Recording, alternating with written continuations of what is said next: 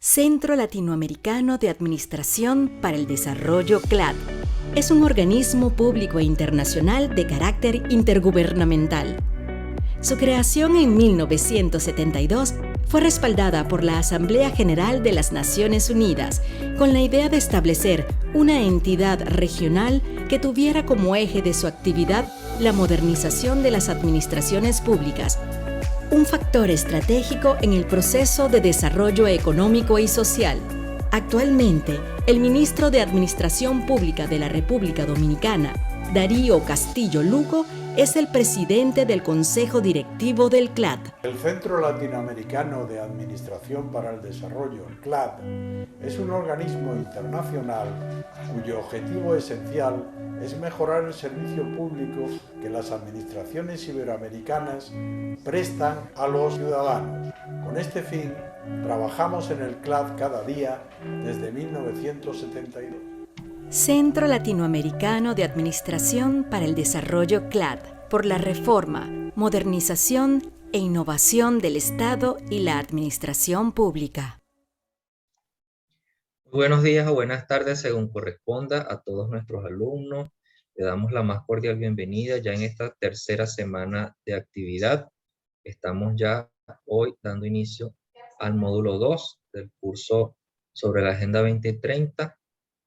Cómo avanzar sin dejar a nadie atrás, con el profesor Manuel Arenilla. Antes de dar inicio a la actividad de hoy, quisiera agradecerles a todos quienes enviaron sus trabajos y su participación en el foro este fin de semana, y hacerles un llamado a todos aquellos que no han podido enviar la actividad correspondiente. Esperamos por ustedes, esperamos que puedan hacer el envío lo más pronto posible. Recordemos que ya el día de hoy se estarán asignando nuevas actividades con las cuales deberán cumplir y no queremos que se les acumule el trabajo pendiente. Por favor, todos aquellos que aún falten hacer el envío correspondiente o comunicarse conmigo a través de, bien sea a través del chat interno en el campus virtual o a través de mi correo. Como les indico, es necesario que sus trabajos sean enviados para que el profesor pueda asignar la nota correspondiente, y les recordamos también que cada semana tenemos una actividad distinta que requiere, bueno, su participación, las lecturas y bueno, con este llamado de atención quisiera ya darle la palabra al profesor Manuel Arenilla. Adelante, profesor. ¿Qué tal? Buenas tardes, buenos días. Pues efectivamente, como bien dice el profesor Barreto, estamos ya en la tercera semana, la segunda semana, segundo tema del curso, y efectivamente yo les animo mucho encarecidamente a que no se descuelguen del curso. Hagan un esfuerzo entre hoy y mañana, los que no lo han hecho todavía. Yo sé que tienen todos ustedes muchas tareas en sus lugares de trabajo, pero bueno, nuestra experiencia nos dice que si aguantamos bien la primera semana y encauzamos la segunda, el curso lo termina. O sea, es muy importante. Han hecho muy buenas intervenciones en el foro en estos días. Yo les he tratado de dar, yo creo que le he dado retroalimentación a todo el mundo. Estamos ya en el segundo foro, empezamos ya hoy después de esta presentación, y también en fin, les digo que por favor pues no intervengan al final del foro, no intervengan el sábado y el domingo, porque entonces los compañeros y yo mismo pues me pierdo. Digamos, tenemos que leer muchas cosas a la vez y no aprovechamos, ¿no? Entonces vayan poco a poco, hagan las intervenciones, poco a poco, y esto es como, en fin, en vez de correr al final un sprint de 100 metros lisos, pues hagan uno un poquito así, de 400 o de 1500, poco a poco, ¿no? Lo van haciendo poco a poco para que no se agoten y al final, pues en algún caso, les entre la tentación de abandonar. Bien, estamos ya en el segundo tema, tercera semana, como muy bien hemos comentado, y bueno, pues nos encontramos, voy a ver si logro encontrar la presentación, porque la tenía hace un momento, pero se me ha ido de la pantalla, no sé por qué. Bueno, muchas de las cuestiones, mientras lo pongo, muchas de las cuestiones que vamos a tocar hoy las han ido apuntando ustedes. Yo les he, en algunos casos en los foros, lo que les he dicho es, pues mire, pues vayan, esto lo vamos a ver la semana que viene, no sé muy bien qué es lo que está pasando, por qué no me deja compartir. Voy a ver si lo vuelvo a meter y me deja entrar debidamente, porque yo no lo tengo puesto así.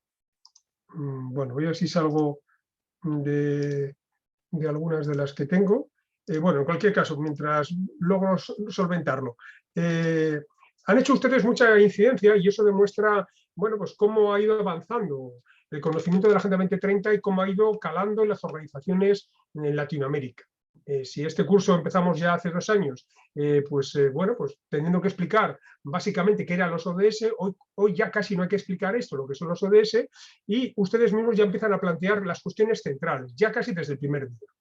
Es cierto que les facilita la ayuda las lecturas, pero ya ustedes plantean temas centrales, entre ellos, por ejemplo, los temas de indicadores, los temas que tienen que ver con los objetivos, los temas que tienen que ver con aceleradores, etc. Estos van apareciendo poco a poco a lo largo de sus distintas participaciones en los foros, ¿no? Y esto realmente, bueno, pues es una novedad respecto a lo que podíamos ver hace pues, la edición pasada o la edición anterior. Bueno, a ver si lo consigo, porque no lo estoy consiguiendo, no entiendo muy bien por qué. Pero vamos a ver, si ya tengo todas las ventanas mostradas, pues ahora sí. Profesor, solamente un comentario. Sí. Bueno, hace aproximadamente media hora Zoom estaba teniendo problemas, pero bueno, ya creo que se ve la... Yo creo que ya es que a veces pasa con Zoom, pasa a veces esto, que no entra. Bueno, ya ha entrado. Bueno, vamos a tocar estos temas, la medición y los datos, lo que les estaba diciendo. Ustedes lo han planteado con muy buen criterio a lo largo de esta primera semana.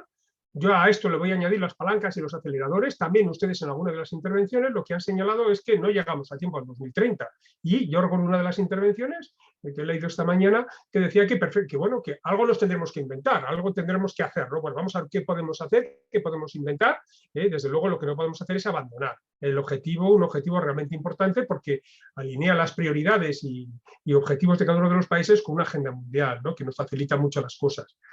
Uno de los aceleradores lo he singularizado, lo he sacado, que son los ODS digital, cómo las herramientas y tecnologías digitales pueden avanzar, y la localización. Ustedes, y también les comenté el primer día, y aquí lo vamos a ver también, cómo a lo largo de sus intervenciones, pero también les señalé en la primera presentación, les dije que, bueno, esta cuestión, la localización o territorialización, cada vez ha ido ganando mucho más peso. ¿Por qué?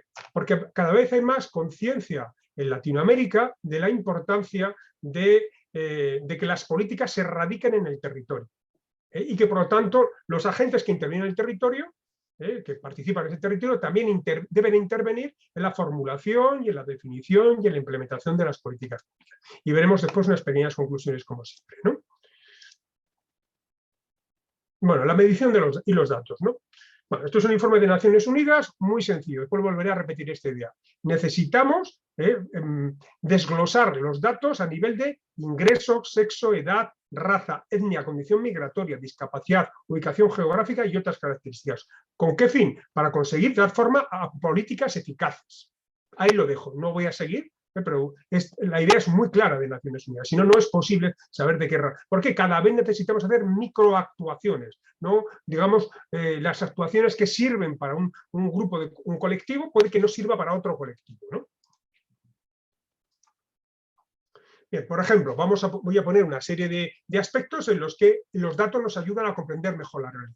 Miren, por ejemplo, esto es la evolución entre el año 80 y 2016 sobre el crecimiento del ingreso real por adulto por percentil de ingresos, ¿no? En la distribución global.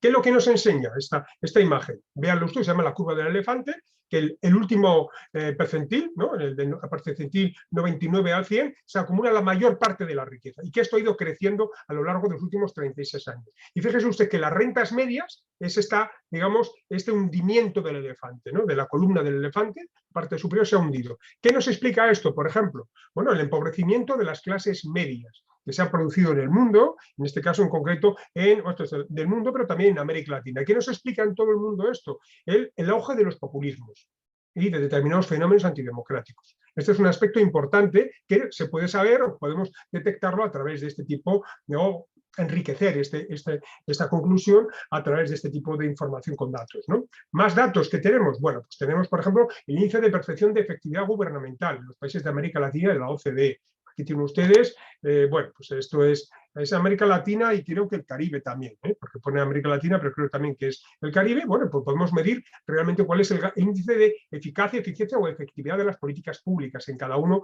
de los países y podemos compararlos unos con otros. Bueno, este es un índice que yo siempre lo suelo poner mucho, que es el índice de vulnerabilidad ante choques climáticos, que es en República Dominicana. y que se elaboró por parte del gobierno dominicano, también con Naciones Unidas, y que no podemos evitar las catástrofes como los huracanes, pero sí podemos saber qué impacto puede tener un huracán en un barrio o en un domicilio y en otro domicilio. Y esto es lo que hace el índice del IVAC, lo hace para el 80% de la población. Y podemos prever que podemos saber que va a afectar más a hogares vulnerables que a otros hogares. Y también, lógicamente, también sabiendo dónde está radicado esa vulnerabilidad, tiene que ver con dónde está físicamente, cuál es el nivel familiar, qué tipo de familia es la que ocupa ese hogar, etcétera, etcétera. Son indicadores sencillos, pero tienen una enorme potencia de desarrollo, no solo en el caso de catástrofes, sino que puede ser extrapolado a numerosos casos, ¿no?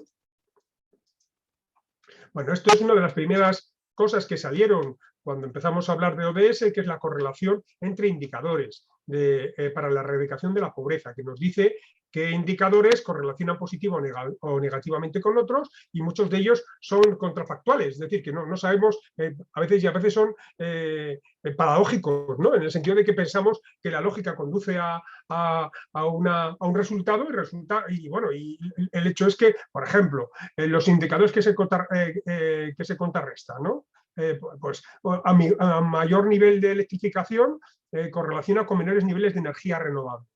¿Por qué? Pues bueno, porque la energía renovable es cara, y entonces si usted apuesta por la energía renovable, es muy potente, pero en los países que tienen un poco nivel de desarrollo, pues esto supone pues bueno, que no llega la electricidad a todo el mundo o que esta sea excesivamente cara.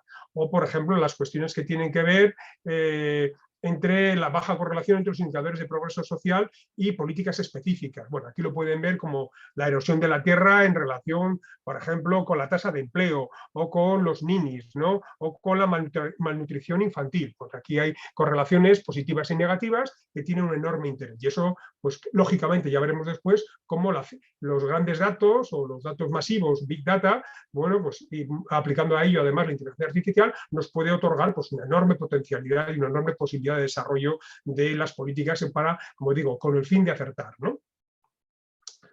Bueno, estamos hablando de indicadores y de datos y son uno de los elementos esenciales cuando tocamos la capacidad institucional. Hablamos, y es una de mis, digamos, obsesiones, decir que, bueno, necesitamos fortaleza institucional y capacidad institucional dentro de esa fortaleza para tener posibilidades de desarrollar de una manera efectiva los ODS, porque si no tenemos esa capacidad no va a ser posible. Bueno, pues uno de los elementos esenciales de la capacidad es la estadística o disponibilidad y tratamiento de los datos. Iniciamos datos a nivel mundial, a nivel regional, en este caso de Latinoamérica, de nacional en cada uno de los países, subnacional y local. Necesitamos ese desglose y muchas veces no es fácil. Y no solo los países, digamos, que están en vías de desarrollo, sino también países muy desarrollados, donde realmente pues, nos hemos preocupado mucho de algunos niveles y no tanto de otros niveles. Y, por supuesto, a veces no hemos llegado al nivel de desglose que decíamos antes con Naciones Unidas. Esto, por ejemplo, lo vuelvo a repetir, cuando dice, bueno, pues aquí se plantean dimensiones de desagregación de datos en América Latina y el Caribe, 188 desagregaciones atendiendo al estatus migratorio, a las cuestiones de discapacidad, a la etnicidad, a la raza, a la edad, al sexo, etcétera, ¿no? Y 94 indicadores se deberían desagregar por alguna de estas dimensiones. Esto es lo que, siguiendo la resolución de Naciones Unidas, ¿no? Bueno, también otro aspecto fundamental de los datos es, bueno, pues el año más reciente disponible. Bueno, pues vemos, estos son datos del 2021, pues que muchos datos, especialmente algunos de ellos de carácter medioambiental, pues en el año 21 teníamos datos del año 2015. Fíjense los datos sociales, que estamos en el 2021, cuando los datos que estamos manejando son datos, como se ven aquí, pues en materia de hambre, en materia de educación, en materia de salud, son de 2015, 2017, 2016... no podemos saber cuál es el efecto de la pandemia, ni podemos tener, digamos, políticas adecuadas en este sentido. Y si vamos a la proporción de los países de Latinoamérica que tienen datos disponibles sobre cada uno de los ODS, pues veremos que algunas áreas, por ejemplo, en materia sanitaria, pues no llega al 50%, o en materia, por ejemplo, algunos medioambientales, no llega al 10%, ¿no? Que no tenemos datos de ese tipo. Otros datos esenciales son los censos, ¿no? Los censos o los padrones, como decimos en España, o un censo, digamos, el levantamiento de datos tradicional, ¿no? Bueno, pues vemos que 18 era Chile, Colombia, El Salvador, Haití, Perú y Guatemala, en el 20 otra serie de países, y en el 22 estaba previsto Bolivia y Cuba. Bueno, República Dominicana en el 21, pero fíjense, claro, los censos están muy bien, es un gran levantamiento estadístico, pero entre censo y censo pasan muchos años, pasan 5, 10 años o más años. Claro, tenemos fotos fijas que dada la enorme velocidad en la que cambia la realidad, pues evidentemente no nos sirve de mucho. Necesitamos complementarlo y ahí vienen a nuestra ayuda las herramientas y tecnologías digitales y lo que es la administración y la gobernanza de datos. Bueno, algunos países, es el caso de República Dominicana, bueno, pues estableció un Plan Nacional de Estadística 2020-2030 sobre, bueno, pues para llegar a tener un desarrollo estadístico suficiente para tratar de paliar los errores y defectos que habían detectado, ¿no? Esto se detectó en el año 2017-2018, esto es lo que se planteó en su momento, y esto ya lo puse el otro día, ¿no? Pues de los 189 metas, pues nos encontramos con que pues hay datos de 111, de los 132 indicadores 146, y vemos que, bueno, esto nos permite, en cualquier caso, pues, situar en rojo, amarillo y verde, pues situar qué posibilidades hay de alcanzar o no alcanzar las metas, y por lo tanto tenemos, bueno, pues tenemos de una forma muy visual, muy rápida, pues cuáles son las prioridades o cuáles son los efectos que va a tener el dedicar recursos a un aspecto o a otro, ¿no? Aquí lo podemos ver, podemos priorizar y tenemos capacidad, por tanto, de afinar en las políticas y actuaciones públicas. Bueno, este es un ejemplo del caso español, que es el Instituto Nacional de Estadística, ¿no? Aquí lo pueden ver, bueno, lo pueden ver y bueno, simplemente esto es lo que se ha trabajado en España, pero bueno, he puesto pero podría haber puesto el de cualquier otro país de América Latina, porque realmente se han ido desarrollando, hay portales de gran interés, lo hemos visto en Colombia, lo hemos visto en Perú, lo hemos visto en varios sitios, ¿no? Bueno, en este caso, el caso español, hay que decirles que aunque el sistema estadístico español es bastante fuerte, hay numerosos objetivos todavía de desarrollo sostenible, sobre todo muchísimas metas que no tienen el indicador correspondiente y en algunos casos tienen una fecha digamos, de obtención, una fecha que es antigua, tiene 2, 3, 4 años y estamos en lo mismo. Por eso les pongo el ejemplo español en el sentido de que, bueno, España tiene un sistema estadístico al menos de hace más de 80 años, pero todavía tiene carencias, ¿no? Carencias de carácter importante. Otro elemento también que es muy importante desde el punto de vista del desarrollo de la estadística y la información y desde luego desde el punto de vista de avance en la implementación, el alineamiento con los presupuestos. Bueno, aquí esto empezaron y bueno, fue Modélico Colombia en su momento, ha seguido lógicamente, pero esto fue ya de al principio, hace ya unos 4 o 5 años, también España lo ha tenido más recientemente. Este es un informe de alineamiento con los objetivos de desarrollo sostenible. Les pongo el ejemplo español, no es porque yo lo sea, sino porque de lo que yo he encontrado, a España le costó mucho hacer alineamiento, lo empezó a hacer en el 2021, le costó bastante, pero realmente ya el segundo alineamiento, que es este presupuesto de 2022, bueno, tiene un nivel de detalle y desglose realmente importante. Lo tiene, por ejemplo, simplemente 2 tablas, una de ellas el alineamiento de los presupuestos generales del Estado con los objetivos de desarrollo sostenible, donde aparecen los miles de millones de euros dedicados o millones de euros dedicados a cada uno de los ODS, y a la derecha el número de políticas alineadas con cada uno de los ODS. Bueno, entonces, realmente son cientos de páginas que se han trabajado en este sentido y que, bueno, realmente tiene bastante interés, ¿no?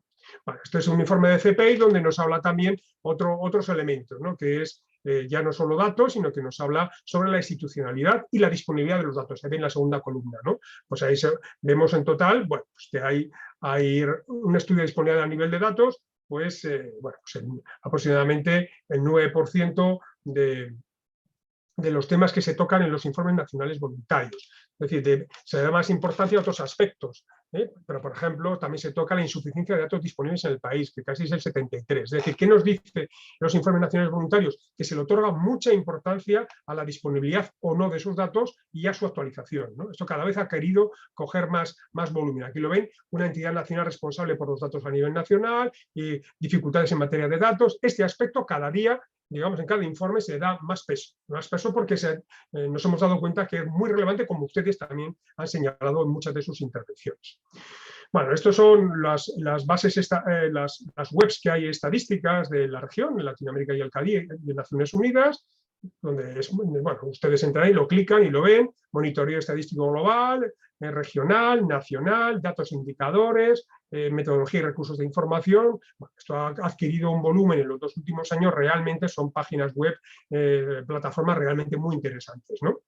Bueno, este también es la portada de la Plataforma Regional de Conocimiento sobre la Agenda 2030 de Latinoamérica y el Caribe, que es que es de CEPAL también, y bueno, pues aquí aparece pues una enorme cantidad de información. Esta información, pues por ejemplo, algunos de los datos que aparece habitualmente en la base de datos de CEPAL, ¿no? Pues aquí ven pues, cuáles son los países, todos los países de la región y en este caso Latinoamérica, pues, también algunos del Caribe, donde aparece si se produce el indicador, si no se produce el indicador, si se tiene alguna información, si no se tiene información o si no hay respuesta. Bueno, verán, están clasificados por ranking, esto es del año 2018, no he encontrado más actuales, pero bueno, nos da una idea de que hay, sí que en algunos casos, algunos de los países que estaban un poco abajo de la tabla, sí que han hecho enormes esfuerzos en los últimos años. Es decir, cada vez tenemos también mucha información sobre la información disponible, y esto es muy importante, ¿no?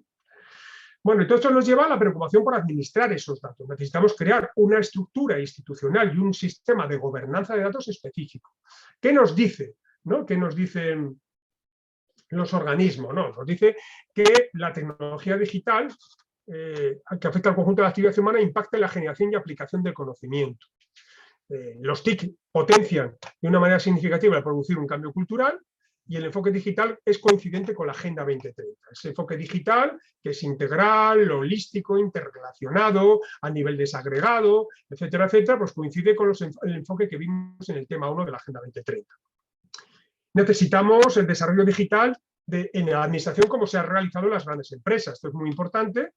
Y el gran riesgo que corremos es una administración dual, una administración sometida a las leyes ordinarias, es decir, que vaya con cargas burocráticas, lenta, y otra con procedimientos y medios extraordinarios, ¿no? Que vaya deprisa, que vaya de una manera mucho más acelerada, como vemos en el sector, alguna de las grandes corporaciones del sector privado, ¿no? Que vaya a 2 velocidades, y esto puede ser delicado, ¿no? Y necesitamos un fuerte impulso político y social para transformar radicalmente a estas administraciones burocráticas que desgraciadamente dominan en nuestros países, ¿no? Respecto al origen de los datos, en ODS, pues miren ustedes, la derecha, el sector público, es decir, una gran, enorme cantidad de datos, pero fíjense ustedes que hay algunos ODS, como el 12, el 8, el 13, que hay información enormemente sensible, pero también en el 15, el 6, en el 14, ¿no? Esto tiene realmente, es decir, necesitamos disponer de esos datos. Por lo tanto, de nuevo, necesitamos alianzas y necesitamos que el sector privado confíe en la administración pública, en el sector público, para que le ceda los datos con garantías, ¿de acuerdo? Y lo mismo sucede a la inversa. Esto es un proceso nada sencillo de realizar, pero que es imprescindible. ¿Por qué? Porque hemos visto antes algo muy importante, y es que los datos oficiales estadísticos muchas veces están desfasados. Como el censo, se hace cada muchos años. Necesitamos rellenar esos huecos entre los datos oficiales, entre periodos y periodos de levantamiento de esos datos. Y ahí necesitamos datos estructurados, semiestructurados, datos oficiales, pero también datos privados. Bueno, las herramientas digitales pues, permiten un desarrollo casi... Estamos empezando, ¿no? Pues el uso de la inteligencia artificial genera cerca de 4 billones, en este caso son 4 millones de millones, no 4 miles de millones, son billones, digamos, españoles, para entendernos, ¿no? De dólares de valor añadido a los mercados mundiales en este año que estamos, en 2022, ¿no? O los datos masivos, los Big Data, ¿no? Estamos hablando de que vamos a multiplicar por 3 entre el año 2018 y el 2025 la cantidad de datos mundiales. Fíjese a qué velocidad vamos. O el Internet de las cosas. Vamos a pasar de 25.000 millones de objetos conectados en 2021 en el 2025 de 75.000 millones, potenciado por 5G, ¿no? Que se está desarrollando ya poco a poco en muchos de nuestros países. Y el tema crítico de la ciberseguridad, ¿no? Aproximadamente alrededor de medio millón de euros es el coste medio que deben afrontar las grandes empresas tras ser víctimas de un ciberataque, y una pyme 38.000 euros, ¿no? Estamos hablando de una cantidad nada despreciable. Aquí les pongo el ejemplo de un ayuntamiento del entorno de Madrid que tuvo un ataque pirata el 6 de diciembre de 2021 y le secuestraron todos sus datos, ¿no? Entonces, esto fue realmente importante porque, bueno, supone colapsar cualquier actividad pública, y también hemos visto durante la pandemia cómo los piratas no se han detenido ante la captura de datos en materia sanitaria, en materia educativa, en materia de vacunas, y por lo tanto esta cuestión del riesgo en materia de seguridad es realmente crítica en muchos de nuestros países.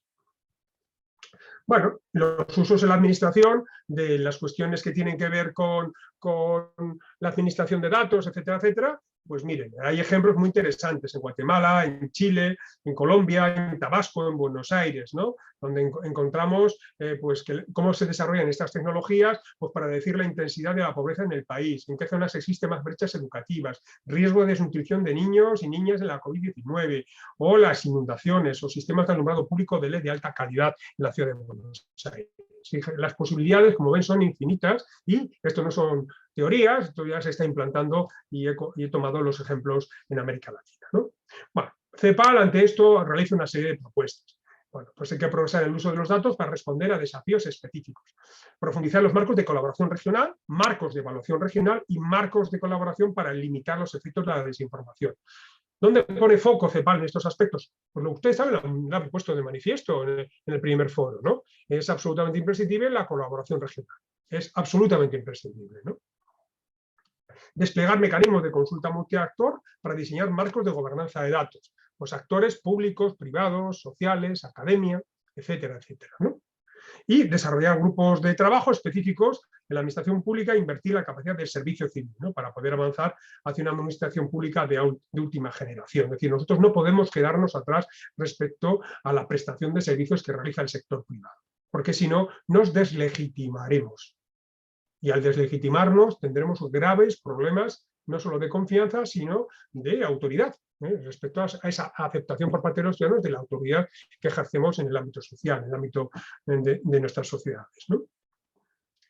Bueno, palancas y aceleradores. Bueno, aquí ya he apuntado palancas y aceleradores, ya hemos visto que algunos de ellos, pero vamos a centrarnos en algunos de ellos. Naciones Unidas, desde hace ya bastante tiempo, viene trabajando en aceleradores importantes, ¿no? Desde el punto de vista metodológico, como es el caso de los MAPS, ¿no? Pues adoptar un enfoque de los combos en este caso, ¿no? Definición del problema, construcción de la teoría del cambio, construcción de una hoja de ruta, implementación, monitoreo y evaluación. Es una adaptación muy elevada, ¿no? del enfoque de análisis de políticas públicas y con una serie de herramientas que acompañan a este enfoque de combos. Aquí viene, por ejemplo, el de MAPS, pues integración de las políticas generales, aceleración, apoyo a las políticas.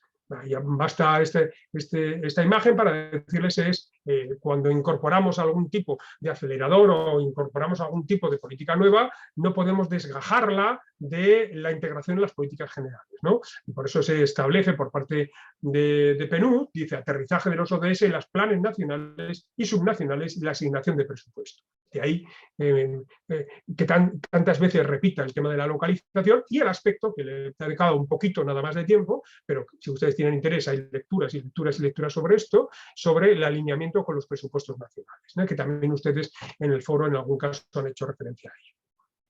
Este es el ejemplo del RIA en República Dominicana, que un vistazo de un gráfico de tela de araña inmediatamente vemos cómo están desarrollados cada uno de los objetivos esenciales que pueden tener, en este caso, los ODS, pues desde el hambre cero, fin de la pobreza, pues vemos que en los temas de clima, pues bueno, pues se tiene destacan menos, ¿no?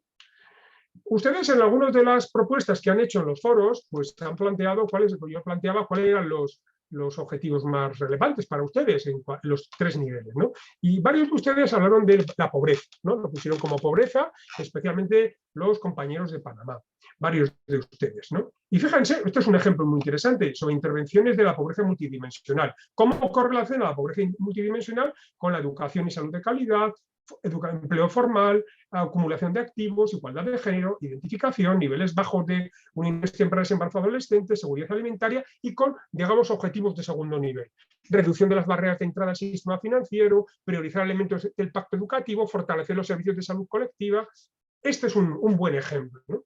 Un buen ejemplo como efectivamente yo puedo priorizando, dando un discurso, un relato nuevo a la acción pública, basándolo, por ejemplo, en los niveles de pobreza, cómo puedo actuar en muchos de los ODS, por no decir en casi todos, ¿no? Este es un elemento muy interesante. Sobre todo, bueno, tienen que ver, pero bueno, también fíjese, en aspectos que tienen que ver, por supuesto, sanitarios y sociales, pero en otros priorizamos. Esto es una serie de ejemplos que se pusieron también en República Dominicana, digamos, de la mano del sistema de Naciones Unidas. Bueno, esto sería un ejemplo también para cómo implementar el ODS 2, pues en materia, pues bueno, con una serie de escenarios y de líneas estratégicas sobre fortalecimiento e implementación del marco legal existente en materia de género, en materia de diseño, etcétera, etcétera, del enfoque de género e implementación de programas, generación periódica y actualización de evidencias en alimentación y nutrición. Bien, esta sería una hoja de ruta para llevarlo. Hay varias maneras. Esto que hemos visto antes, ¿no?, que era el ODS2, pues cómo lo podemos llevar pues, en cada uno de los países, cómo le otorgamos distintas prioridades y líneas estratégicas. Bueno, aquí se puede ver, como digo, muchas posibilidades de conseguir acelerar. Y cuando hacemos este trabajo previo de análisis, una vez que tenemos esto ya ordenado, a esto, por supuesto, le podemos establecer los indicadores de la Agenda 2030 y alinearlo con las metas, y esto nos otorga una capacidad de actuación porque, digamos, tenemos designado pues, lo que es un plan estratégico que llega hasta un nivel de desglose muy importante, ¿no? Y otro elemento que es relativamente nuevo como tal, que no estaba al comienzo, aunque sí estaba en el ODS 16 y parcialmente en el 17, pero que poco a poco ha ido cogiendo fuerza, ¿no? Bueno, pues aquí lo vemos. Por ejemplo, el Consejo Económico y Social ya en el año 2018 establece los principios de gobernanza eficaz para el desarrollo sostenible. Aquí solo aparecen unos principios, eficacia, por ejemplo, pero bueno, el documento es extenso y además más que extenso, es compacto, ¿no? Pero fíjense, aparece la eficacia, define lo que es competencia, define lo que es formulación de políticas públicas, políticas sólidas, y después establece estrategias de uso común, promoción de una fuerza de trabajo profesional en el sector público, inversión en gobierno electrónico, etcétera, etcétera. Sí, entra en detalle, nos otorga un programa de planificación estratégica en materia de gobernanza. Eso es lo que nos hace Naciones Unidas, ¿no? Es absolutamente imprescindible, ¿no? Bueno, y vinculado a la gobernanza, pues tenemos múltiples indicadores y múltiples evoluciones, digamos, de esos indicadores a lo largo del tiempo que también nos facilitan pues, la toma de decisiones. Aquí vemos, por ejemplo, la satisfacción o insatisfacción con los servicios públicos, ¿no? Aquí se puede ver desde el año 2006 al año 2020, claro, llega la pandemia y se hunde absolutamente, ¿no? Se hunde completamente la satisfacción con la atención sanitaria urbana o con la satisfacción con el sistema educativo. Se viene abajo, ¿no? O la proporción de apoyo a la democracia.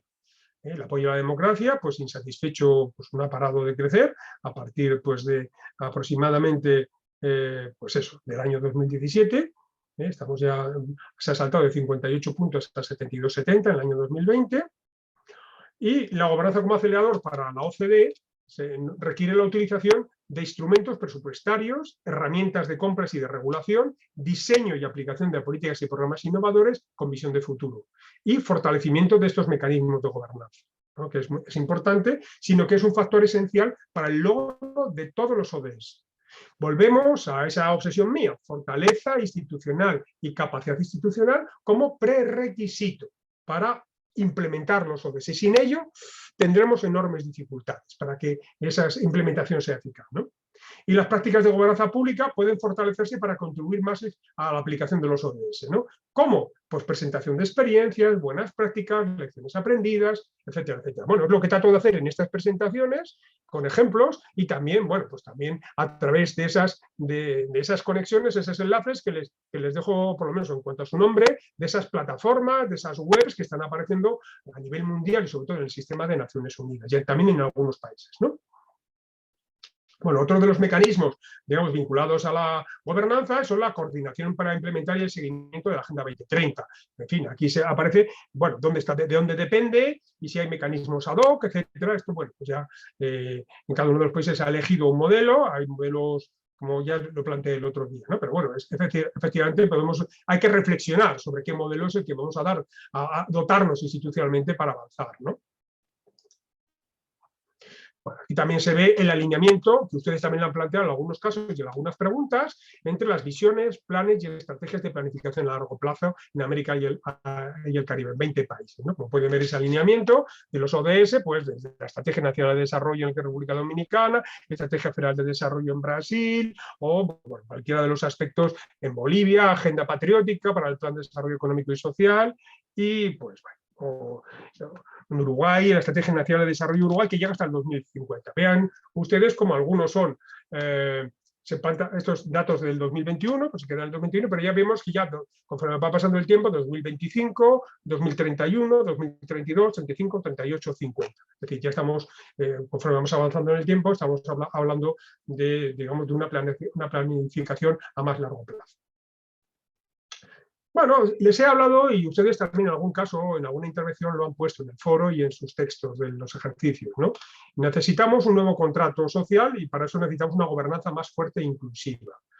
¿De qué tipo? Bueno, pues aquí aparece, pues tiene que ser un pacto entre grupos socioeconómicos, ingresos, género, raza, etnia, entre territorios, entre generaciones. ¿Y en qué áreas? Pues reactivación de las estrategias productivas regionales, ampliación del alcance de la protección social y servicios públicos y un modelo de financiamiento para el desarrollo sostenible. Esto es el último informe de la OCDE a nivel mundial, ¿no? Esto realmente, bueno, esta tabla de doble entrada nos da mucho juego y nos da los elementos básicos para ese nuevo contrato social, donde hay aspectos que tienen que ver con los aspectos de crecimiento verde, o los aspectos de estrategias productivas, o la protección social, o el empleo, etcétera, etcétera, ¿no? O los temas de locales, ¿no? Por ejemplo, territoriales. Y fíjense, es imprescindible tomar conciencia de esto porque hay debilidades institucionales importantes en nuestros países, ¿no?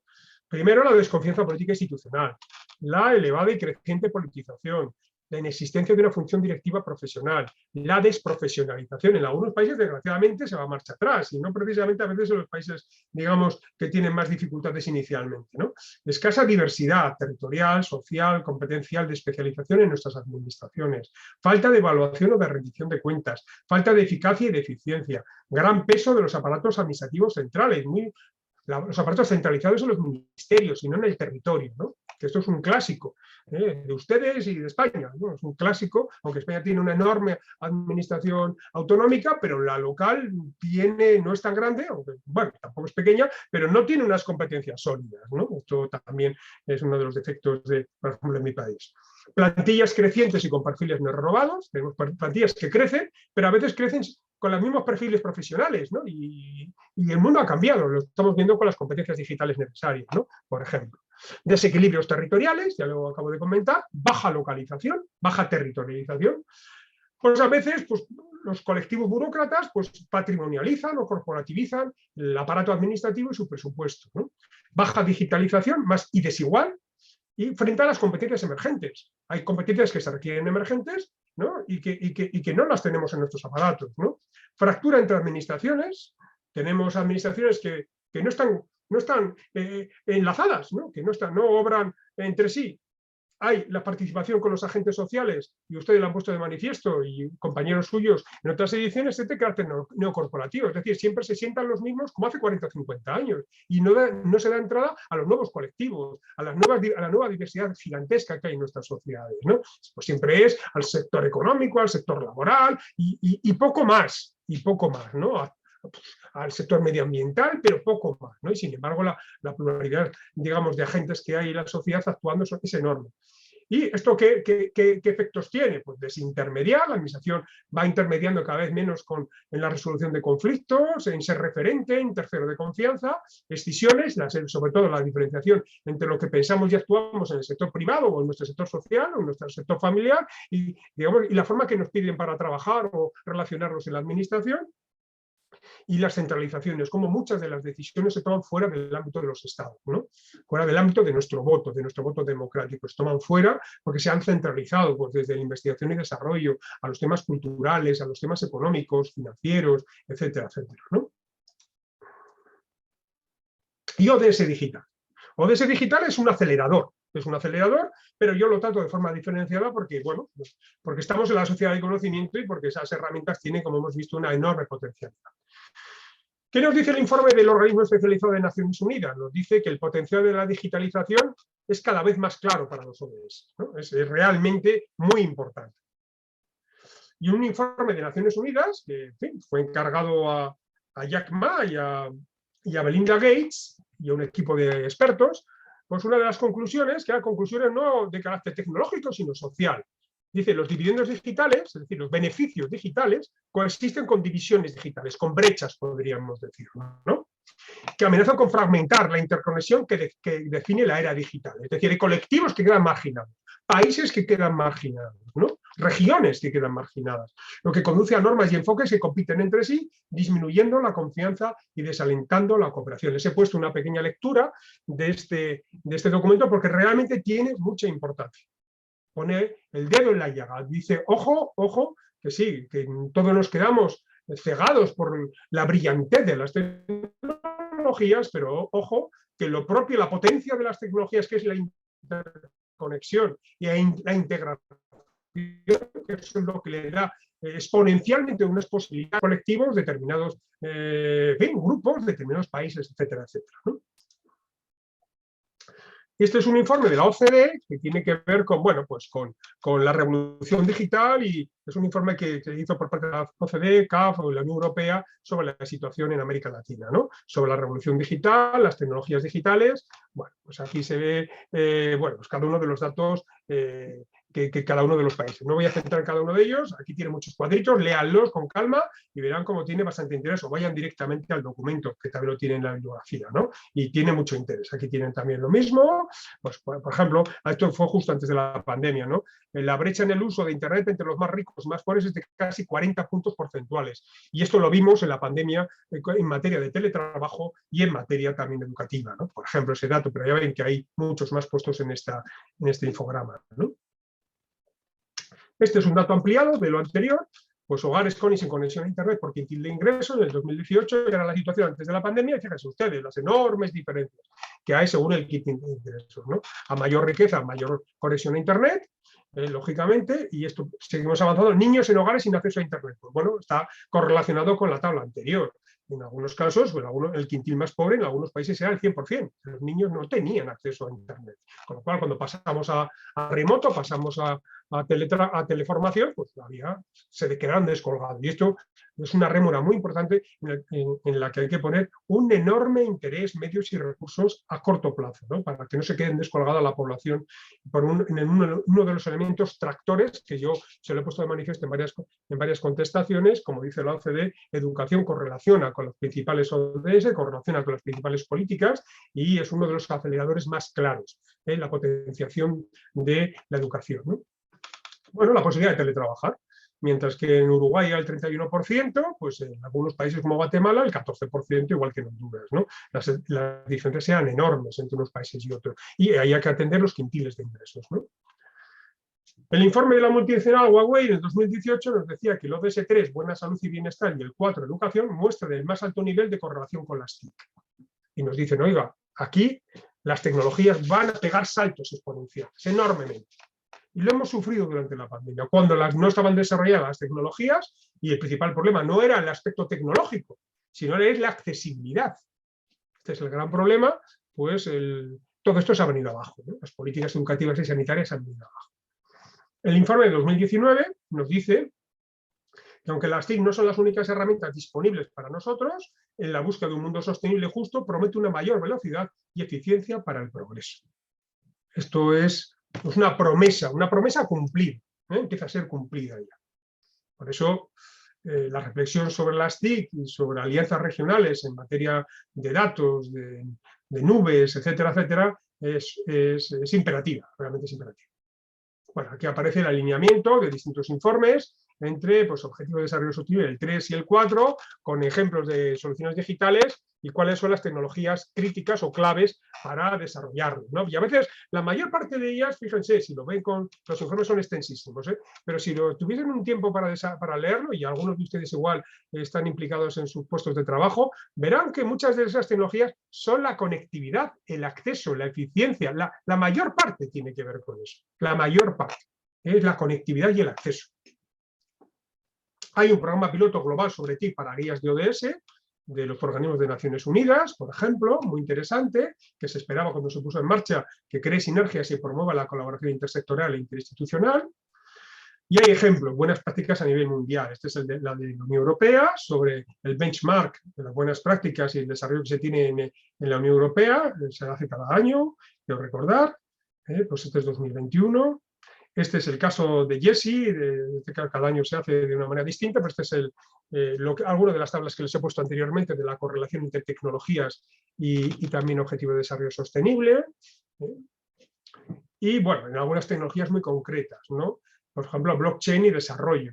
Pues sobre todo en los aspectos de cadenas de suministros, que lo hemos visto cómo han sufrido y siguen sufriendo, primero con la pandemia y ahora con la guerra en Ucrania, crear instituciones más fuertes y responsables, la contratación pública, el abastecimiento y el consumo responsables, por ejemplo.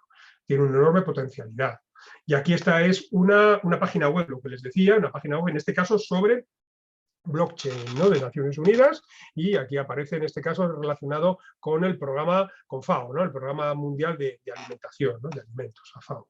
Bueno, pues aquí aparecen numerosos ejemplos y, bueno, pues una de los blockchain, una de las tecnologías blockchain, una de las empresas grandes, o de las herramientas que es Ethereum, ¿no? Y localización. Bueno, la tendencia en el mundo es esta. Esto es como estamos, casi todo, más de la mitad de la población, ya decía el otro día, vive en urbes, ¿no? En urbes de distinto tamaño, pero muy importantes, ¿no? Pues varía entre el 77% en Europa, que es, por ejemplo, mi país, o Gran Bretaña, el 90%, Brasil el 85%, ¿no? Otros países menos, ¿no? Pero, por ejemplo, Argentina el 90%, o Chile el 88%, México el 85%, ¿no? Tienen enormes diferencias entre sí, pero bueno, ahí se puede ver, ¿no? Ban Ki-moon, que fue el que lanza los ODS, nos dice: nuestra lucha por la sostenibilidad global se ganará o se perderá en las ciudades. ¿Por qué? Porque la tendencia es, primero por número de habitantes, y segundo por lo que supone una ciudad como nodo de muchas cosas. Nodo de conocimiento, nodo de comunicación, nodo de riqueza, nodo de pobreza, etcétera, etcétera, ¿no? Por lo tanto, ahí los grandes retos de la humanidad, muchos de ellos están en las ciudades. También es cierto que tenemos el resto del medio ambiente, por ejemplo, el mar, ¿no? Es enormemente importante, ¿no? Bueno, pues aquí vemos también pues otros de los grupos de trabajo, en este caso, que están vinculados a grandes asociaciones de gobiernos locales y regionales, y nos dice, bueno, que la localización tiene que ver con la voluntad política de co-crear con nuestras comunidades y encontrar soluciones a nivel local para los desafíos y objetivos globales. ¿Qué nos dice? Que para que se potencien los municipios, las localidades, o en fin, el nivel subnacional, hace falta voluntad política del Estado. ¿Y eso qué implica? Una redistribución y reorganización de la forma en la que está articulado el poder en el territorio para que puedan fortalecerse esos gobiernos locales. Ni más ni menos, es una voluntad política. ¿Qué significa en algunos casos? Redefinir las leyes o la propia Constitución. Y es voluntad política, y una voluntad política no de un gobierno, sino es a futuro, ¿no? Por lo tanto, son políticas de Estado y a largo plazo. Si tomamos como referencia uno de, bueno, pues el Consejo Canadiense para la Localización, ¿no? Pues bueno, pues veremos, el Consejo Canadiense para la Cooperación Internacional, pues bueno, aquí aparece la necesidad de que los gobiernos nacionales se integren en la Agenda 2030, ¿no? Y que se establezcan planes para el desarrollo de capacidades para los gobiernos subnacionales. Y que el diagnóstico que hace este organismo es que la localización sigue siendo relativamente limitada en muchos países en el mundo, ¿no? Y el gran reto es que los gobiernos nacionales puedan trabajar con los gobiernos subnacionales para identificar cómo las iniciativas locales existentes pueden alinearse con la Agenda 2030 y dotarles de recursos. Este es un tema muy importante. Tienen que fortalecer la estructura local y regional, ¿no? Bueno, aquí les pongo, no lo voy a leer, múltiples buenas prácticas en Iberoamérica, pues las tienen desde Ecuador, una nueva agenda urbana en Paraguay, España, en Colombia, en Brasil. En fin, aquí aparecen también estos de CEPAL, donde aparecen las modalidades de territorialización, el Objetivo de Desarrollo Sostenible, o los exámenes locales voluntarios que ya han hecho algunas ciudades en América Latina, ¿no? Que poco a poco, no hay muchas, en el mundo, pues fíjense, aquí hay 10, 12, pero en América Latina pues hay 4, pero vamos, es una tendencia. Una tendencia que, además de los informes nacionales voluntarios o exámenes nacionales, haya exámenes locales voluntarios. También seguimos con buenas prácticas de localización. Esto en México, por ejemplo, de mucho interés también. Pues buenas prácticas y lecciones aprendidas, o los meses de trabajo temáticos y multiactor, donde incluyen a funcionarios técnicos, o integración en los planes de desarrollo, gobierno abierto y financiamiento para el desarrollo, etcétera, ¿no? Y aquí varios ejemplos de manuales de localización, ¿no? De adaptación local. El de la izquierda es de Argentina, que lleva ya varias, creo que es la segunda o tercera edición, siempre se me olvida. La derecha es el español, que es más reciente, pero bueno, recoge la experiencia de muchos países. Aquí aparece la red la red española para el desarrollo sostenible, que está vinculada a la red mundial, y bueno, pues empezaron en el caso de Australia y de España con 100 ciudades, en el caso español. La segunda fueron 103, que es el segundo informe del año 2020, estamos esperando el informe de 2022, y aquí alineados, están, en fin, evaluados evaluadas 100, después 103 ciudades españolas, 103 primeras ciudades españolas, en relación con los ODS y sus metas. Tiene un enorme interés para ustedes y para nosotros. A mí resultó realmente muy significativo porque nos habla de la posibilidad de localizar a un nivel de desarrollo. Yo he dirigido varios trabajos de fin de grado o fin de máster sobre estos temas y realmente bueno, pues tiene una enorme potencia, ¿no?, para poder desarrollar esos ODS a nivel local. Bueno, en el caso aquí varios ejemplos, de la Comunidad Valenciana, del País Vasco, en el caso de Andalucía, de Málaga.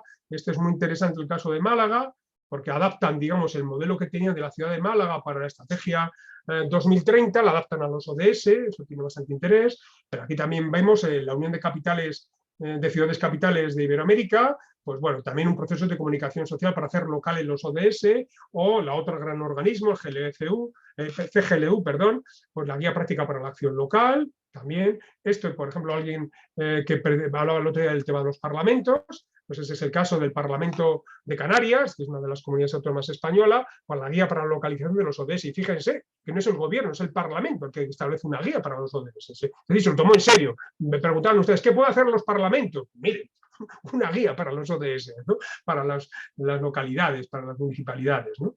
Esta es la gran plataforma que tiene Naciones Unidas sobre herramientas, soluciones, biblioteca, comunidad, historias, buenas prácticas en materia de localización. Aquí hay cientos de buenas prácticas, ordenadas, de todo tipo, socios, etc. Por eso les digo, bueno, si alguno tiene dudas de que esto va avanzando, como con estas referencias no les quedará ninguna duda, ¿no? Voy acabando. Mira, este es más reciente, el año pasado di dos conferencias en México. Este es el programa de gobierno de la Ciudad de México. Este es el de Veracruz. También algunos de ustedes han hablado de Yucatán. En fin, hay muchísimos ejemplos en toda América, pero bueno, estos son los que manejé más recientemente.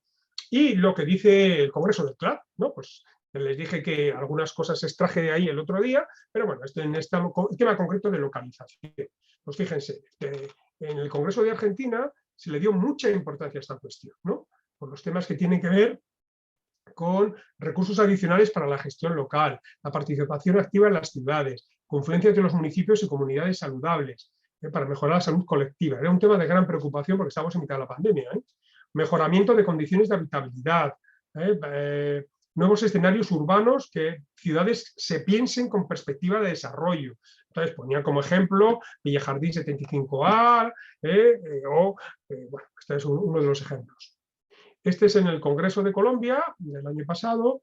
Aquí los gobiernos municipales no son reconocidos como integrantes con voz y voto, a pesar de ser los principales responsables de localizar los 17 ODS. Los gobiernos municipales se enfrentan a grandes desafíos. Pues bueno, falta de coordinación de acciones y políticas públicas por parte del gobierno nacional, falta de recursos financieros y humanos, y una sólida cultura de planificación que busca alineación de acciones locales, ¿no? Y muchas veces no existe una metodología que determine cuáles son los estándares de la Agenda 2030. Es decir, cuál es el nivel mínimo al que debemos alcanzar, ¿no?, a nivel local, incluso a nivel nacional, ¿no? Y en relación con el nivel subnacional es necesario un cambio de enfoque de sustentabilidad y valor público. Y resulta de gran importancia la alianza que ustedes le han puesto en manifiesto en varias de sus intervenciones entre la academia, los gobiernos nacionales, para coadyuvar en la implementación de la Agenda 2030. Como ven, son conclusiones en el CLAD, los congresos enormemente útiles. Y además, durante la pandemia, ¿no?, que esta etapa nos ha puesto de manifiesto los claroscuros que tienen nuestras administraciones y actuaciones públicas. Acabo.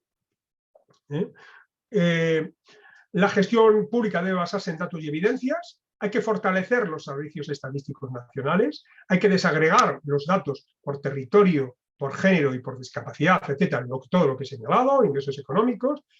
La administración de datos debe generar un clima de confianza de las empresas al gobierno, del gobierno a las empresas, porque necesitamos sus datos.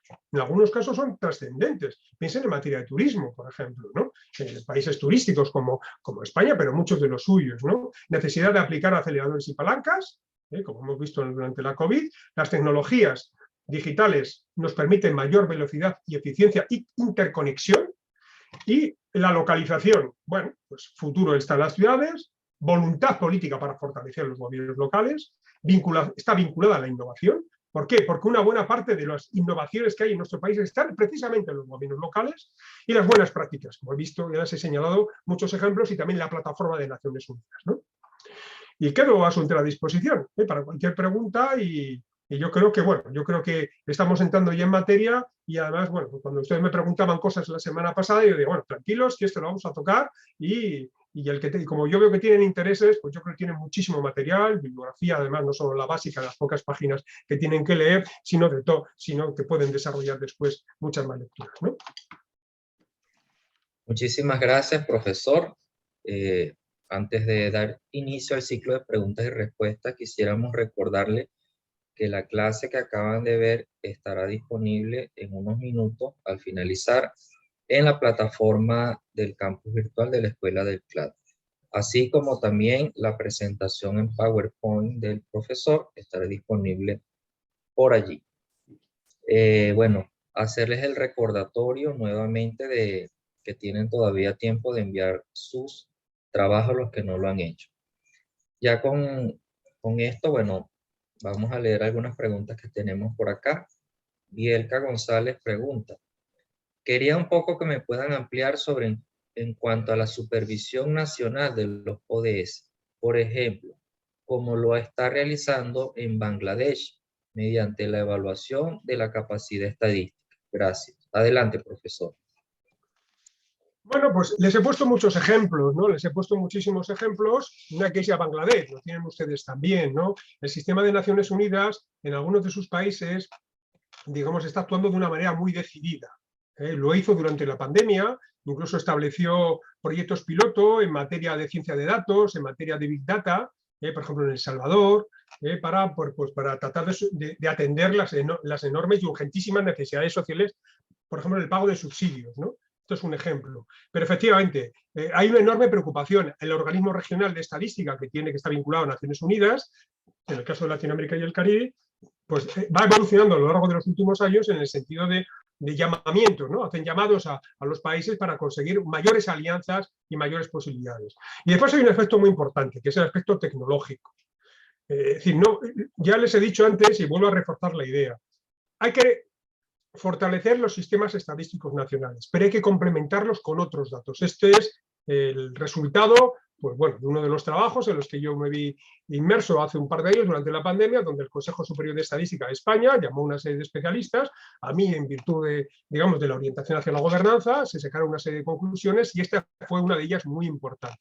O sea, necesitamos, no podemos abordar en solitario los países, ni por muy grandes que sean, no podemos abordar en solitario los enormes retos que tiene, por ejemplo, el trabajo en la nube o los aspectos de inteligencia artificial. Y además hay otro aspecto, o los temas de datos en sí mismos, de la producción y circulación de esos datos, la obtención de esos datos, ¿no? Ahí hay una serie de elementos, o el propio desarrollo de algunas tecnologías, por ejemplo, blockchain. ¿Cuál es el gran riesgo que hay? Y yo lo he comentado en alguna conferencia más, no solo en estos cursos, ¿no? Desgraciadamente, América Latina y el Caribe están fuera de foco en estos momentos en materia estadística o materia, por ejemplo, de datos, ¿no? De administración y gobernanza de datos. Es decir, no produce herramientas digitales y tecnologías digitales. No es un nodo central en la producción de herramientas y tecnologías digitales.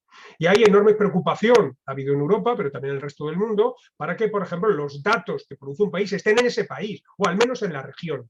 Y para eso hace falta alianzas, es lo que pasa en Europa. Los datos de las grandes multinacionales, de redes, etcétera, etcétera, en Europa no pueden estar fuera de la Unión Europea, ¿no? Por ejemplo. Y esto, pues en algunos países de Latinoamérica están avanzando en este sentido, pero es que las fronteras nacionales a veces se quedan muy pequeñas. Es decir, necesitamos desarrollar enormemente todo este tipo de... Y sobre esto ya hay mucho trabajado y muy buenos ejemplos. La referencia de la Unión Europea es una buena referencia. No va a la velocidad que evolucionan las tecnologías digitales, en cuanto a administración y gobernanza de datos, a veces se va por detrás, pero es cierto que se están tomando decisiones importantes, por ejemplo, los temas de la nube o los temas de ciberseguridad, que son dos elementos críticos, absolutamente críticos. Y esto debería movernos a fortalecer alianzas, no solo en esta materia, sino en otras materias en América Latina. Gracias, profesor. Antes de darle la palabra a Raúl Pulido, que tiene la mano levantada, hay una pregunta de Marilit Gómez. De acuerdo al avance en la gestión de datos, ¿cuáles han sido las estadísticas más afectadas por la pandemia derivada de la COVID-19? Adelante. Hombre, pues lo más afectados ya hemos visto antes, de cuál era la fecha última de referencia de datos. Teníamos datos de 2015 en materia sanitaria o en materia educativa. Con lo cual, fíjense, si tenemos datos de 2015-2016 en materia educativa y sanitaria, cuando llega la pandemia, no podemos obtener datos, no tenemos datos. ¿Qué se ha hecho? O sea, hay experiencias muy interesantes, ya se les ha puesto de manifiesto, en algunos países se ha hecho con Naciones Unidas, en algunos casos con compañías telefónicas, por ejemplo con Telefónica de España, como Movistar, se ha hecho experiencias y experimentos pues, para tratar de atajar algunos de estos problemas, como ya se hizo en su momento con catástrofes. Pero efectivamente son los datos más urgentes que teníamos, la información más urgente que teníamos, que era el ODS relacionado con educación y el ODS relacionado con salud, pues serán los más débiles, ¿no? Entonces teníamos poco punto de referencia, poco punto de apoyo para hacerlo. Y desgraciadamente, pues han pasado 2 años y seguimos sin tener datos, porque nos cuesta mucho obtenerlos. Entonces, a la hora de establecer micropolíticas o actuaciones que sean realmente relevantes, pues tenemos pocos datos, digamos, que sean sostenibles, que sean válidos, ¿no? Es una de las cuestiones importantes que nos abordan, que nos afectan, ¿no? Pero también no solo estos 2 ODS, sino otros muchos, ¿no? Pero sobre todo estos 2, donde hemos tenido enormes dificultades, ¿no? para esto. Bueno, en las estadísticas más siniestras, donde hemos pinchado claramente, por ejemplo, ha sido en el número de fallecidos, ¿no? O afectados por la pandemia. Esto es tremendo. Ojo, no solo en sus países, también en varios países europeos, empezando por el mío, ¿no? A pesar de que había desarrollos estadísticos importantes, ¿no? Esto es, ¿qué nos pone de manifiesto? Bueno, pues que no solo hace falta, digamos, tener estadísticos facultativos que se dediquen a esto, sino que hace falta un modelo de gobernanza y administración de datos. Que esto no se improvisa. Eso es lo que ha puesto de manifiesto la pandemia, ¿no? Las cosas. Gracias, profesor. A continuación, Raúl Pulido tiene la palabra. Adelante. Buen día, profesor Arenilla. ¿Me oyen? Sí, muy bien, Raúl. Gracias. Mire, mi pregunta va precisamente a eso que estaba hablando hace un momento. Y la pregunta es la siguiente. ¿Es posible utilizar los ODS adaptándolos a modelos municipales de desarrollo que incluyan los temas de ODS? Lo digo por lo siguiente, porque la métrica municipal de desarrollo a veces no encaja bien en las metas e indicadores que usan los ODS, algunas aquí en relación a ese tema. Y lo digo por lo siguiente, aquí en Venezuela tenemos muchos problemas con la data, y eso es un tema. Entonces quizás uno tiene que hacer como alternativa, no puede tener una métrica similar, porque para mí en ese sentido los ODS funcionan muy bien a nivel país, pero a veces llevarlos a nivel municipal hay cosas que no encajan bien. Entonces me gustaría saber qué opinan ustedes al respecto, y muchas gracias. Bueno, por eso les he puesto de manifiesto varios, muchas gracias, Raúl, les he puesto de manifiesto varios ejemplos de guías de localización importantes, por ejemplo, la de Argentina, la española. Dentro de España hay una experiencia muy interesante, que es la de los municipios del País Vasco, que ellos estaban trabajando en la Agenda 21 durante muchísimos años y se dieron un tiempo para alinearlo con todas sus actividades y todas sus líneas de actuación, desde los temas de género, a temas de juventud, etcétera, con el objetivo de desarrollo sostenible. Y lo que hicieron fueron adaptaciones, ¿no? Y después tenemos dentro de la red, que es la red, digamos, de esta organización no gubernamental asociada a las Naciones Unidas, donde en el caso español y en el caso australiano, pues lo que hace es toma como referencia 100 municipios, en el caso español después 103 en la segunda edición, y lo que hace es medir. Y efectivamente lleva usted razón, no todos los medidores sirven para la localización, ¿no? ¿Qué sucede también? Mire, yo trabajé durante bastantes años en el Ayuntamiento de Madrid en los temas territoriales, ¿no? Y de encuestas. ¿Qué sucedía? Pues sucedía lo mismo. Madrid es una ciudad enorme, con respecto a España, no con respecto a algunos de los países americanos, lógicamente, pero es una ciudad grande y por lo tanto además tiene un departamento de estadística poderoso. ¿Qué sucedía? Que cuando uno le pedía desglose, deslocalización o localización de datos a nivel de barrio, los teníamos de la ciudad o de distrito, pero no de barrio, ¿no? Ese es los 3 niveles que tiene la ciudad. Y entonces, claro, había, por ejemplo, distritos que eran relativamente ricos, pero con algún barrio pobre, para entendernos, ¿no? Y claro, no nos servía la media. Entonces, esta es una cuestión. Y cuando hablábamos con la Agencia de Estadística del Ayuntamiento de Madrid, bueno, pues nos decían, sí, tenemos la información, pero adaptarla al indicador que queréis vosotros. Primero que tenemos la información, hay que convertirla en variable y después hay que vincularla al indicador y eso nos cuesta mucho tiempo, o tenemos información desfasada. Entonces, efectivamente, necesitamos adaptación, por eso he puesto tantos ejemplos de guías de localización, además varios de ellos de América Latina, ejemplos en ciudades americanas, ciudades latinoamericanas, como el caso de Veracruz, el caso de México, en fin, hay muchísimos casos, hay muchísimos casos, pero estos son, porque algunos de ellos llevan ya, o son muy recientes, o algunos llevan ya muchos años, y por lo tanto han tomado como referencia ya lo más actual, ¿no? De lo que se ha ido evolucionando. Pero hay muchos ejemplos. Yo lo que le aconsejo es que tome como referencia estos ejemplos y que siga viendo, y en todos ellos, además, estas ciudades que han avanzado mucho, tienen sistemas de monitoreo y de seguimiento, todos ellos, con lo cual también nos ve la evolución y adaptación. Dice, bueno, pues mira, de los 169 realmente son adaptables 94. Y de 94 tenemos desglose de información, pero solo en estos aspectos y no en otros. Yo le animo a que tome como referencia ejemplos que ya están rodados o ejemplos, digamos, que han hecho adaptaciones de modelos antiguos de planificación a modelos ODS, ¿no? Como le he comentado en el caso del país, de los municipios del País Vasco en España. Muchas gracias, profesor. Ahora tenemos la pregunta de Antonieta Saldívar. Buenos días y gracias por la excelente exposición, como siempre. ¿Tiene algún caso que nos pueda referir como ejemplo de los costos que implica la implementación de la agenda a nivel nacional y subnacional, con todos sus componentes, seguimientos, indicadores, estadísticas, informes, etcétera? Le agradezco la respuesta. Adelante. Pues los costos son muy variables dependiendo la arquitectura institucional que tenga su país, ¿no? o cada nivel regional. Le estaba poniendo el ejemplo del Ayuntamiento de Madrid. El Ayuntamiento de Madrid tiene una buena agencia estadística, entonces tiene medios. Imagínense ustedes que vamos a hacer eso en una ciudad donde no tiene facultativos estadísticos, pues es muy costoso, y no solo en términos económicos, en términos temporales, ¿no? Entonces varía muchísimo, pero la pregunta yo la conduciría a lo que les he dicho. Hay que reflexionar sobre las variables institucionales. No es posible avanzar en el cumplimiento de los ODS si no tenemos un aparato de gobernanza capaz y fuerte. No es posible. Pero fíjese, no es posible para los ODS o para cualquier política pública. Es que muchas veces, ¿qué sucede esto? Que cuando no tenemos estos aparatos, que son costosos, todos son costosos, en tiempo y en talento humano, son costosos. Cuando no tenemos estos, ¿cuál es la tentación que hacemos? Son políticas medidas, son políticas puramente simbólicas, políticas que son de marketing, ¿no? Entonces, este es el asunto. Yo muchas veces veo, no solo en el resto del mundo, lo veo en mi país. Yo veo en algún país y digo, no, anuncian no sé qué. Sí, hombre, mire, dar $300, $100, $50 a toda la población, bueno, no es fácil, pero no es difícil. Establecer un sistema estadístico o un sistema de medición o de monitoreo o de control en cada uno de los ODS, yo les puedo asegurar que es difícil. Es difícil porque yo he visto la evolución de mi país, del Instituto Nacional de Estadística, que les he dicho que tiene más de 80 años, y cómo les está costando, con lo que decía antes Raúl, ¿no? Cómo le está costando adaptar su modelo de información al modelo de indicadores y de metas que tiene los ODS. Y eso es trabajoso. ¿Y qué exige? Voluntad, medios, liderazgo y persistencia en el tiempo. Requiere todo eso. Entonces, ¿cuánto cuesta? Mire, cuesta algo que necesitamos. ¿Para los ODS? No, para la gestión pública. Esto es algo que tenemos que tener claro. Si tenemos instituciones débiles, llega la pandemia y nos lleva por delante. Y no sabemos siquiera qué tenemos que actuar, ¿no? Entonces, este es un tema muy importante. Esto es una de las cosas que nos ha traído, entre comillas, buena la pandemia, que ha puesto foco en la fortaleza institucional y en la necesidad de tener servicios públicos, digamos, fuertes y capaces. Y esto es costoso. Esto es costoso.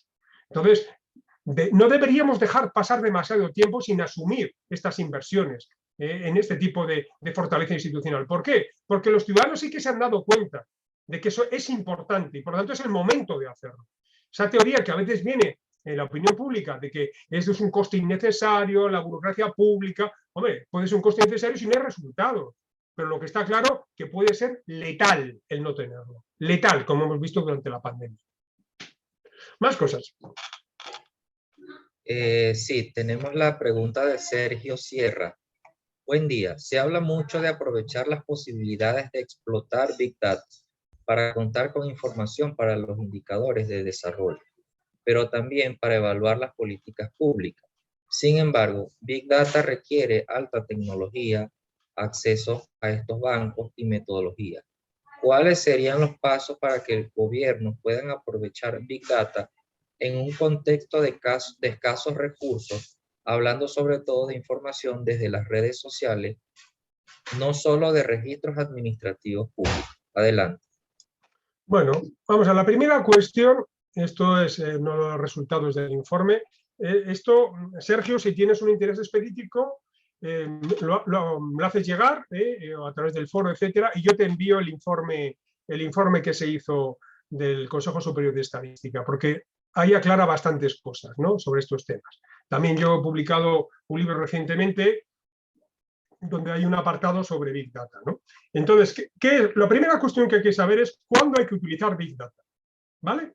No siempre hay que utilizar Big Data, porque lo que nos dicen los especialistas en esta materia nos dicen que a veces con la estadística básica y simple vale, ¿de acuerdo? Es que a veces nos ponemos a hacer cosas muy complicadas. Esto es como si uno programa una hoja Excel, ¿no? La programa, le cuesta mucho programarla y realmente lo puede resolver con una calculadora que está en el celular, ¿no? Entonces, vamos a ver, ¿qué es lo que quiere usted? Segundo, efectivamente, para tener Big Data o grandes datos necesitamos datos. Necesitamos datos. Y los datos tienen los requisitos. Su fiabilidad, su robustez, en fin, tiene una serie. Yo, si tiene interés, pues también tiene su periodicidad, etcétera. Tiene una serie de su seguridad, tiene una serie de requisitos que no son fáciles de cumplir, porque exige un aparato de gobernanza de datos robusto, ¿vale? Robusto. Es un elemento importante. Después, ¿qué necesitas datos? Necesitas múltiples datos, no solo datos. Primero tienes que captar los datos que ya tiene la administración, pero tienes que darlo en un formato que sea entendible y tienes que depurarlos, y eso es enormemente costoso. Bueno, lo estoy diciendo de una manera desordenada, pero bueno, esto yo se lo puedo dar de una manera perfectamente, digamos, ordenada si tiene interés en estas cuestiones. Y necesitas datos, no solo públicos. Necesitas públicos, privados, sociales, de la academia. Necesitas datos estructurados, como puede ser el censo, como puede ser una estadística, digamos, pues de vivienda o de lo que sea, pero necesitas datos que no estén estructurados, que te pueden ser de enorme utilidad, por ejemplo, ¿no? Pues de las redes sociales. Y para eso necesitas aparato, como hemos visto durante la pandemia, ¿no? Durante la pandemia lo hemos visto. Ahí el uso de los celulares o de los móviles que decimos en España es enormemente importante. Enormemente importante, lo hemos visto, se pidió una autorización a la Unión Europea a todos los operadores de telefonía móvil y durante un periodo muy corto para ver qué efectos tenía la pandemia y en los ciudadanos y la movilidad, etcétera, ¿no? Entonces fue un resultado gigantesco a nivel europeo y prueba de este resultado es que se va a seguir utilizando. Hoy acabo de oír esta mañana en los medios de leer, y yo, bueno, lo he oído en la radio, ¿no? Pero los medios de comunicación, que se va a utilizar para catástrofes, ¿no? Este sistema de mandar mensajes a los móviles porque están geolocalizados para saber exactamente, oiga, si usted tiene un incendio, una catástrofe natural, oiga, pues yo le mando un mensaje a su celular, a su móvil, y usted se le dice exactamente lo que tiene que hacer y dónde tiene que ir. Esto es revolucionario. Revolucionario. ¿Qué necesitamos? Colaboración con el sector privado, que son los que disponen de los datos de geolocalización, no lo tiene el Estado, ¿no? Por lo tanto, todo esto es una arquitectura y un sistema, primero, de administrar esos datos, pero un sistema de gobernanza complejo, donde está la administración de datos, donde están los datos privados, los públicos, están los sociales, los estructurados, están los de las academias, los de la universidad, de los especialistas, etcétera, etcétera, ¿no? Y de los grandes centros de información, pues mire, yo les he puesto muchos de los que estaban en estos momentos en América Latina. CEPAL, que es en estos momentos la gran base de datos que hay en materia pública, ¿no? Realmente significativo. Entonces, pero vuelvo a la primera idea. No siempre es necesario utilizar grandes datos o datos masivos, ¿eh? No siempre, ¿eh? Sí, a veces hay que mejorar las capacidades estadísticas, que es el primer punto de la conclusión del informe de especialistas del Consejo Superior Español de Estadística, ¿no? Que dijo, no, primero fortalecer los servicios nacionales de estadística. Lo primero. Y que esos servicios nacionales de estadística desglosen, como antes señalaba, los datos lo más posible, porque si no, no es efectivo, no es efectiva la información que vayamos a obtener, ¿no? Pero insisto, yo le puedo dar el informe nacional, bueno, además si lo teclea en Google sale, ¿no? Tiene Consejo Superior de Estadística España, informe sobre, creo que era inteligencia artificial y grandes datos, creo recordar, pero algo así. Y si no, a través del foro me lo dice y yo se lo hago llegar. Y también la parte de mi libro donde aparece esto muy detallado cuál es el proceso que se tiene que seguir, ¿no? Muchas gracias, profesor. Continuamos con las preguntas. Indicamos también que si alguno quiere realizar su pregunta utilizando la opción levantar la mano, puede hacerlo y le habilitaremos el micrófono para ello. Daniel Gómez pregunta, profesor Arenilla, ¿Cuáles son las fuentes de apoyo y de financiación para apoyar a los distintos países en función de los ODS? Esto en concordancia con el ODS 17. Adelante. Bueno, pues ya esta pregunta ya se comentó el otro día, en la primera sesión, y los fondos son los que tenga cada uno de los países y la cooperación internacional. No hay más fondos. Realmente no los hay, ¿no? Entonces, ¿qué se trata? Bueno, por eso es tan importante el alineamiento de los ODS con los presupuestos nacionales. Una de las cuestiones que ha surgido durante la pandemia, y está puesta de manifiesto en varios de los informes, y yo también ahora mismo lo he dicho, y que en el tema 3, la semana que viene, hay una parte de lecturas que tiene que ver con esto, es que necesitamos un nuevo sistema de financiamiento, especialmente en América Latina. ¿Por qué? Porque una buena parte de sus países son de renta media, quedan fuera de la cooperación internacional. Y esta es una catástrofe, antes y durante la pandemia, una catástrofe. Es una cosa realmente compleja. Oiga, mire, tomaron como referente unas rentas, han pasado los países, casi todos los países latinoamericanos han pasado ya de ese estándar de renta y esto les impide acceder al financiamiento, ¿no? Y después, además de este aspecto, bueno, pues hay que establecer nuevos sistemas de financiamiento, ¿no? Ustedes lo han puesto de manifiesto en algunos de las respuestas, ¿no? Algunos de ustedes era un poco, digamos, muy claro y muy contundente, ¿no? Y decía, bueno, pues miren, a los grandes organismos regionales que había, pues no han funcionado. Latinoamericanos no han funcionado durante la pandemia, no han funcionado. No han estado a la altura y las soluciones que se han dado han sido soluciones de cada uno de los países. Y eso claramente ha sido insuficiente en todos. Unos con mejor suerte, otros con menor suerte, pero todo eso ha sido insuficiente. Y después lo hemos visto también con las vacunas. No ha habido una compra centralizada de vacunas a través de los organismos regionales, como sí ha habido en la Unión Europea, ¿no? Entonces, bueno, pues esto ha supuesto una enorme diferencia entre el acceso a las vacunas entre unos países y otros, ¿no? En fin, yo no sé si de esto vamos a aprender, pero deberíamos aprender. Debemos aprender que las alianzas regionales nos fortalecen de cara a catástrofes y ulteriores, digamos, en fin, eventos que no podemos controlar, es decir, para la gestión del riesgo, y que después necesitamos un nuevo sistema de financiamiento. Tenemos un nuevo sistema de financiamiento sobre presupuestos distintos, ¿no? Y convertir a la región en un actor internacional importante. Yo creo que esto CEPAL, como una de sus primeras evaluaciones durante la pandemia, insistió muchísimo en ello, ¿no? Muchas gracias, profesor. Solamente un comentario que nos hace Daniel Gómez. Los ODS para no dejar a nadie atrás es una consigna del CLAD. Es posible ampliarla para que las Naciones Unidas la asuman como parte de la relación entre ética y desarrollo. Bueno, como tal no es una consigna del CLAD, o sea, más bien ese es el lema que las mismas Naciones Unidas establecen, no dejar a nadie atrás, en el sentido de que es el deseo de las Naciones Unidas que todos los países que integran la organización puedan avanzar hacia el logro de los 17 objetivos.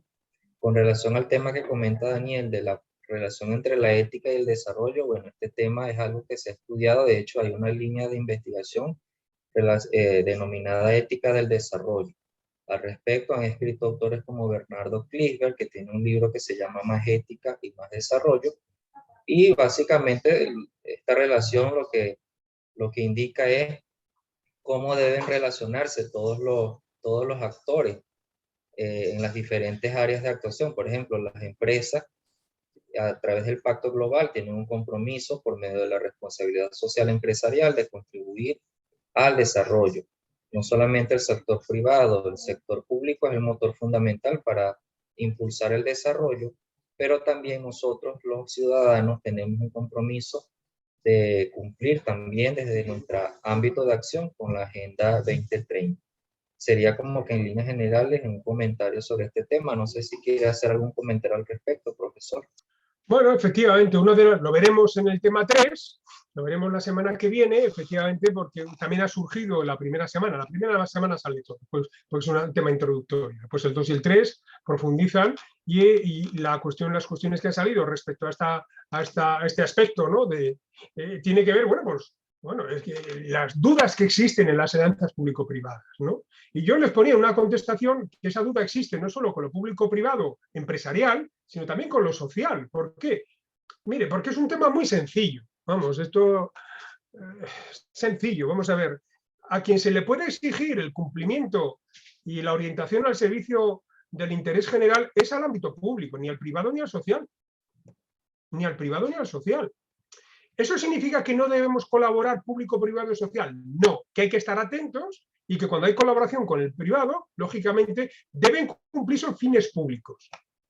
Fines públicos, no fines de la administración, fines de la comunidad.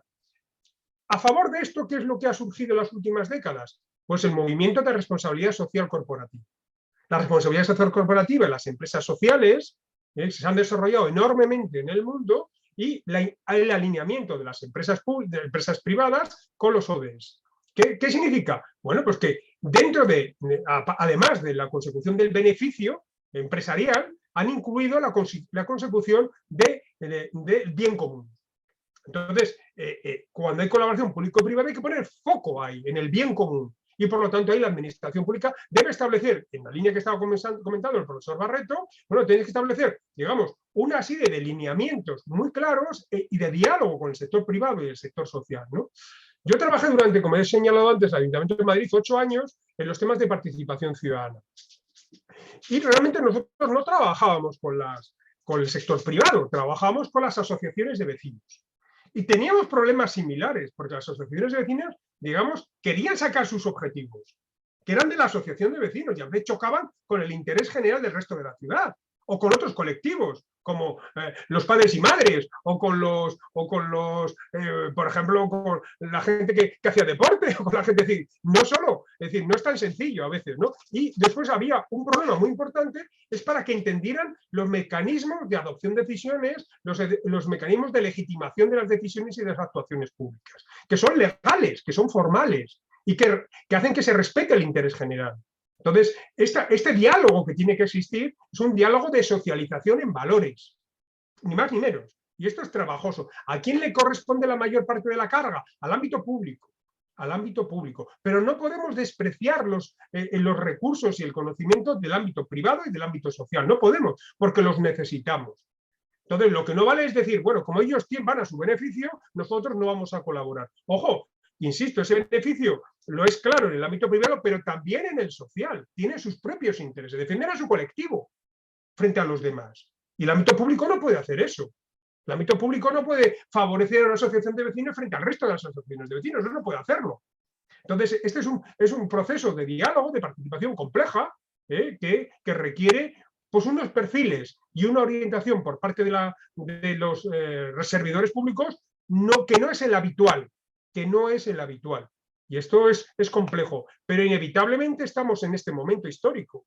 Y no podemos simplemente, como he dicho antes, reúno una mesa a 2 o 3 actores y me pongo de acuerdo con ellos. Y el resto no es posible, no va a sentirse vinculado a las decisiones y puede generar conflictos, ¿no? Muchas gracias, profesor. No tenemos más preguntas. Solamente para finalizar, indicar que he dejado por el chat la página web del CLAD para que puedan acceder. Allí están los últimos informes en materia de ODS, tanto del foro donde participó el profesor Arenilla, el foro realizado en Santo Domingo, República Dominicana, y también el informe desarrollado por la Cumbre Iberoamericana de Jefes de Estado de Gobierno, en este caso, donde el CLAD participa como Secretaría Técnica Permanente. Ambos trabajos están disponibles en la página web, pueden consultarlo. Y bueno, tenemos por aquí algún comentario adicional. Bueno, lo dice Gabriel Hernández, debe ir de la mano del ámbito público, como el maestro Arenilla dice, pero tomando en cuenta conocimientos de lo social y de lo privado para hacer un cambio desde la raíz social del problema. Y Marilyn Gómez, mil gracias, profesora Arenilla, por su conocimiento. Muchas gracias por la presentación. Bueno, profesor, hemos finalizado la sesión del día de hoy. Si quiere añadir algún comentario adicional, yo solamente quisiera cerrar indicándoles que hagan lo posible por ponerse al día todos aquellos que aún faltan. Y bueno, esta semana tenemos también actividades en el campus virtual. Por favor, revisen, entren y participen, y nosotros les estaremos enviando un recordatorio a través del grupo de WhatsApp. Adelante, profesor. Bueno, pues yo repetir lo que acaba de señalar el profesor Barreto. Que es muy importante que no se desenganchen. Estamos a la mitad de curso, estamos justo a la mitad. tienen que hacer un pequeño esfuerzo que simplemente es ordenarlo dentro de su calendario, que en muchísimos casos será apretado, pero que sepan que si logran sobrepasar en la primera semana y entregar la segunda, ya lo tienen. Ya es todo cuesta abajo, ¿no? Esto es muy importante. Después, sepan bien dónde colgar los materiales. El foro tiene foro y la actividad individual tiene su propia localización al final de cada una de las semanas, ¿no? Porque si no, no se pueden evaluar, es imposible, ¿no? Entonces, bueno, y cualquier duda, pues para eso estamos, ¿no? Tanto en los foros como desde el punto de vista técnico, pues el equipo del profesor Leonel Barreto, ¿no? Entonces, sigan enganchados a esto, sus participaciones son muy interesantes, que sean lo más fluidas posible para que no se concentren los últimos días de la semana y vayan avanzando que ya verán ustedes como yo lo he notado en estas 3 ediciones, ya las intervenciones son de gran nivel y son enormemente útiles y pueden aprender mucho unos de otros. Bueno, muchísimas gracias. Damos por finalizar la sesión de hoy. Nos vemos el próximo martes a la hora habitual. Hasta Perfecto, luego. muchísimas gracias. Hasta el martes que viene.